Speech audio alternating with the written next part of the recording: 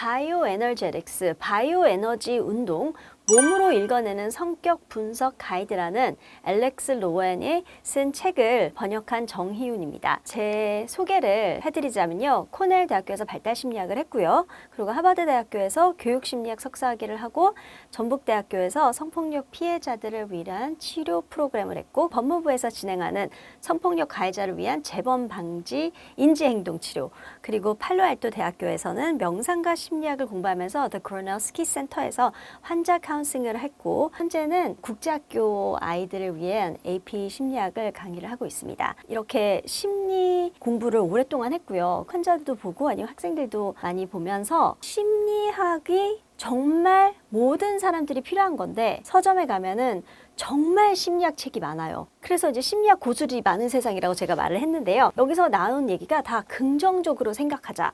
뭐 현실을 왜곡하지 말고, 그리고 비교하지 말고, 남하고 나하고 다른 사람인데 비교하지 말고 다답게 살자. 내 자신을 사랑하자. 지금 여기에 집중하자. 뭐 명상을 하면서 마음을 비우자. 이제 이런 테마로, 주제로 많은 심리학들이 나온 것 같아요. 제 개인적인 경험으로는 이렇게 하려고 해도 너무 어려운 거예요. 이해는 가요. 이게 왜 좋은 건지 머리로 다 이해는 가는데, 그런데도 불구하고 내 백굴이, 이 느낌은 행복하지가 않은 거예요. 그 기쁨이 없으니까 자꾸 이거 비교하지 않아야지 하지만 비교할 수밖에 없고, 이제 이런 어려움이 있어서 많은 책들을 읽고 했는데도 그 답답함이 풀리지 않았는데, 알렉스 로완의 바이오 에너제틱스라는 책을 제가 읽고 바로 이거다, 이게 이유였구나 라는 생각으로, 그런 열정으로 제가 번역을 했습니다. 이렇게 좋은 이야기가 많은데, 그리고 논리적으로 이게 말이 되는데 왜 이게 쉽지가 않을까라는 문제에 알렉스 로완은 이렇게 말했습니다. 감정이란 이게 생각도 아니고, 논리적으로 뭐 생각해서 할 수 있는 것도 아니고, 의지로 이 약 물고 지금 여기에 있어야지 라고 하는 것도 아니라는 거죠. 당연히 신경심리학 같은 데서는 우리의 이 감정은 어디에 있나요? 라고 했을 때 당연히 뇌에 작용이 있고, 그 다음에 호르몬, 신경세포가 트랜스미터가 이렇게 만나는 지점에서 여러 가지 일이 벌어지는데, 이런 것들이 감정을 움직이는데 작용하는 요소다, 이렇게 말을 하죠. 그러면 이것도 아니고 이것도가 아니도 무엇일까라는 거에 바이오 에너제틱스는 감정은 몸에 기록이 되어 있다라고 말을 합니다. 자, 이제 이 얘기를 잘 생각을 해보세요. 몸에 기록이 되어 있구나. 당연히 요즘 뭐 소매틱 심리학 그래가지고 몸과 마음이 하나이고 뭐 이런 거를 요즘 좀 나오는 추세긴 해요. 근데 이거를 몇십 년 전에 프로이드와 라이와 그 밑에 알렉스 로완, 이런 사람들이 이 몸에 들어있는 감정에 대해서 연구를 정말 많이 했었거든요. 근데 그걸 잠시 잊혀졌어요. 심리학이나 아니면 정신과에서 너무 정신에 집중하고 몸은 거의 그냥 좀 무슨 소위 이거보다 두 번째로 중요하다듯이 그런 식으로 천한 것처럼 거의 머리에 비해서 그렇게 신체는 높이 사지 못했는데, 바이오 에너제틱스는 이게 다 연결이 되는 거예요. 잘 생각해 보세요, 여러분. 우리가 화가 나거나 아니면은 조금 억울한 일을 당했을 때 머리가 뜨거워지고 숨이 가쁘기도 하고, 긴장할 일이 있다던가 아니면은 뭐 테스트 전에 이럴 때 심장이 떨리기도 하고, 너무 좋아서 손이 떨리기도 하고, 아니면 또 두려움에 손이 떨리기도 하고, 그리고 속이 울렁거리기도 하고, 얼굴이 창피할 때는 화끈거리기도 하잖아요.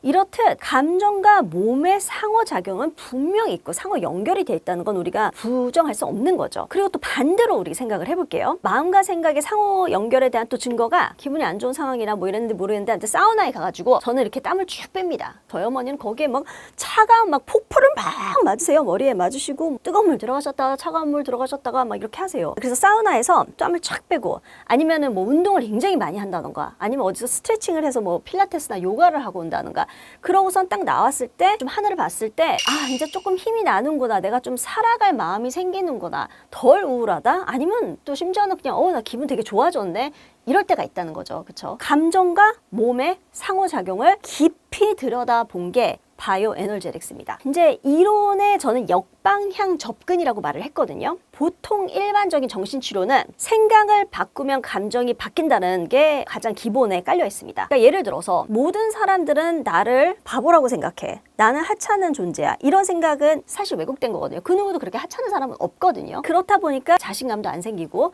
뭐 이런 사람들이 정신치료에 와서 우울증 걸리고 불안증 걸려서 정신치료에 오면 이제 생각도 바꾸고 행동도 바꾸고, 여기다 이제 행동까지 넣으면 이게 인지행동 치료죠. 그쵸? 생각 바꾸고 행동을 바꾸면은 그 세상에서 우리한테 대접하는 게 달라지니까. 그쵸? 내가 뭐 막 웃으면은 사람들이 저한테 좀 웃는 표정으로 오잖아요. 그렇게 하면은 이제 나중에는 감정이 바뀐다, 그래서 좀 행복해질 수 있다 라는 건데, 바이오 에너지 이론은 감정이 기록되어 있는 우리 몸을 다뤄서 감정을 바꾼다는 거예요. 그러니까 몸에 이게 축적되어 있는 감정들을 딱 잡아서 거기를 풀어서 짓누르고 있던, 몸을 막 잡아서 아프게 짓누르고 있던 이 구조가 됐다고 하거든요. 거기서 벗어나는 게 바이오 에너지의 이론입니다. 감정이 들어있는 내 몸을 관찰하는 게 우선 첫 번째 스텝이거든요. 그래서 갑옷으로 무장돼. 그러니까 이게 무슨 말인가 하면은 감정과 사고장에서 변형되는 형상. 그러니까 우리가 어릴 때 엄마가 막 뭐라 그랬어요. 너 울지 마! 네가 모자랐다고 울어. 막 이렇게. 그래서 참는 거죠, 제가. 그래서 내적 불안, 상처, 수치심 이런 것들이 생기면서 이제 감정이 발생을 하겠죠. 보통 아이들 때 이런 일이 많이 생기니까 그 무서운 감정을 느끼지 않으려고 근육을 이렇게 긴장을 합니다. 그러면 이런 일이 자꾸 반복이 되면은 그런 방식으로 몸을 이렇게 긴장하는 것이 구조화된다고 하거든요. 딱 틀려 잡혀져 버리는 거죠. 그래서 우리의 몸의 형상이 그렇게 바뀌기 시작해요. 어떤 사람은 이렇게도 하고 어떤 사람은 이렇게 하기도 하고 이런 식으로 반복된 과정으로 더더욱 어떤 형상이 내 자신을 지키려고 그런 아픈 감정을 더 느끼지 않으려고 만들어진 이 갑옷의 느낌이라고 여기 알렉스 로완은 그렇게 말을 하거든요. 그런 두꺼운 갑옷의 느낌으로 변화가 된다라는 그런 되게 재미있는 내용입니다. 거기에 대해서 제가 좀 예를 더 들어드릴게요. 화가 난 아이를 생각해 볼게요. 이제 여기 이 아이를 보면은 이렇게 주먹을 보통 아이들 꽉 쥐면서 아랫배에 힘을 주는 거예요. 주먹에 힘을 주는 거는 화가 나서 그 앞에 있는 애를 때리고 싶은 거예요. 팍 치고 싶은데 치면 안 되는 거 알고 엄마한테 혼나는 거 알고 그러니까 이걸 참으려고 이게 화가 더 많이 나는 것을 참으려고 내가 내 몸에서 이 에너지를 꽉 잡고 있는 거죠. 그래서 이 아랫배에 힘을 주고 이제 이런 식으로 구조화된 아이들은 또 어떤 형상이 있고 또 이제 겁이 날 일이 많았어요. 예를 들어 새아빠가 있어가지고 굉장히 많이 아이가 학대를 받았던가 항상 겁이 나 있는 아이죠. 근데 그런 아이는 눈에 띄지 않으려고 이제 고개를 앞에 내밀고 이제 이런 애들처럼 이러고 있는 거예요. 이러고 맨날.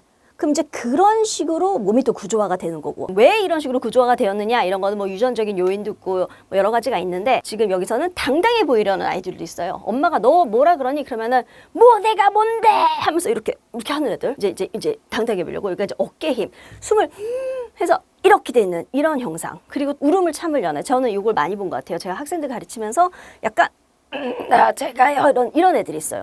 그런 애들은 이제 목에 힘을 주죠. 이렇게 목을 딱 힘을 주고 있죠. 이런 애들은 호흡도 이렇게 안 되고 여기서 이렇게 되는 아이들이 있어요. 보통 이런 애들은 울려고 하는 상황에 엄마가 네가 모자랐다고 우냐고 너 울지 마 이렇게 하는 순간 애들이 이렇게 되는 거죠. 그래서 이런 식으로 감정이 몸을 만든다. 갑옷으로 무장을 해서 고질적으로 뭐 아프기도 하고 몸이 이렇게 끼어있기도 하고 일이 일어났을 때 어떤 행동을 대처를 하는 방식이 여기에서 나온다. 내 감정이 정말 배꼽이 안에 있는 정말 아기 때부터 있었던 트라우마로부터 나온다라는 게 이 사람의 이론입니다. 그럼 해결책은 무엇이냐? 라고 했을 때 변형된 몸으로부터 해방이 되는 걸가 우리의 목표라고 했었잖아요. 그래서 변형된 몸을 관찰을 하면서 우리가 알 수 있는 게 이거예요. 그러니까 이것도 패턴으로 나와요, 책에. 그러면서 이제 이 사람의 형상을 보면서 이 사람이 가지고 있는 행동 패턴과 그 사람이 항상 거의 느끼고 있는 감정에 대해서 우리는 알 수가 있고요. 그리고 우선 성격을 알 수 있고 그 사람의 성격을 그다음에 성격이 어디에서 나오는지 그 원천지라고 할 수 있죠. 어떤 정말 깊은 속마음으로 이런 행동을 보이는지 난폭한 사람이라면 이 어떤 마음으로부터 이게 난폭함이 나오는 건지 이런 것을 알 수 있으면은 굉장히 다른 사람들을 이해하는 데 도움이 되죠. 그리고 상처와 불안, 숨겨진 욕망 그러니까 그 사람의 정말 사실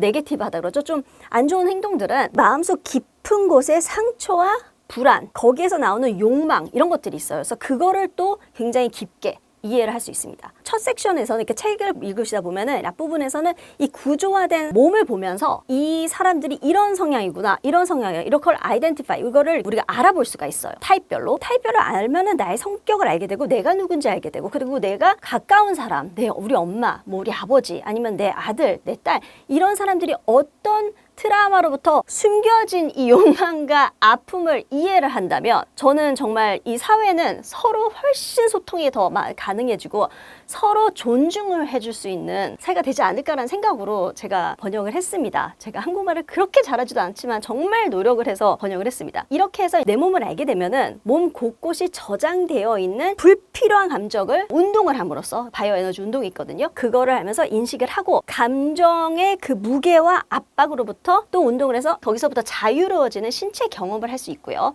그렇게 되면 우리가 몸이 가벼워지고 좀 마음도 열려지고 호흡도 좀 훨씬 더 좋아져서 산소가 더 들어오니까 에너지도 더 활기차지고 가벼운 마음이 되면 사람이 정신적으로 훨씬 더 효율적이게 돼요. 머리가 막 클러럴이라고 하죠. 막 이렇게 막 지저분하게 뭐가 꽉꽉 차여있으면 공부를 해도 어렵잖아요. 근데 이게 좀 깨끗하게 덜어내고 나면은 이게 잘 들어가는 거죠. 그러다 보면은 감정도 상처받을까 봐 무서워하는 감정. 그래서 괜히 화를 내는 거 아니면은 괜히 무시받을까 봐 더 잘난 척을 한다던가 모순적인 행동들로부터 자유로워질 수 있죠. 왜냐하면 내 감정이 좀 비었으니까 아픔이 비어졌으니까 그래 행복이야 와라.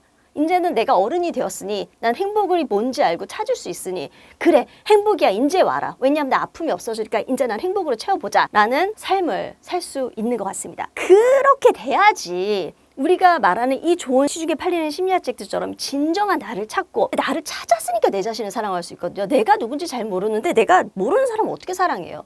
그러니까 그렇게 돼야지 내 자신을 사랑할 수 있고 그러면 좀 사람이 긍정적이게 되고 긍정적이면 내 자신이는 내가 좋으니까 여기에 집중을 하고 싶은 거죠. 내 자신이 너무 싫고 내가 누군지 모르겠으면 집중이 안 돼요. 자꾸 딴 데 가고 싶어요. 여기에 못 있어요. 그런 사람이 되는 방향으로 이 책이 여기에 있는 이론들이 많은 한국 독자들이 읽으셔서 이거를 잘 이용하셔서 좀 더 밝고 행복한 그런 삶을 사셨으면 좋겠습니다. 여기까지 바이오 에너지 책에 대한 그 이론에 대한 설명이었습니다. 감사합니다.